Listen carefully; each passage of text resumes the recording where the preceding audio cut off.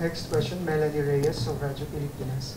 Hi ma'am, tanong ko lang po, meron po bang lamat sa relasyon ng executive at kongreso? Ito ay dahil dun sa inilabas ni ES na statement, yung clean your house first. Nagsalita na po kanina si Executive Secretary Lucas Bersamin sa hearing, sa budget hearing sa Senado. At ipinaliwanag niya naman po na wala po siyang anumang mali siya sa pagkakagawa ng statement na yan. Dahil yan po ay decision po ng mga cabinet members at mga cabinet secretaries. At ang sinabi lamang po niya doon ay binanggit lamang po niya yan para po to raise the confidence in the institution.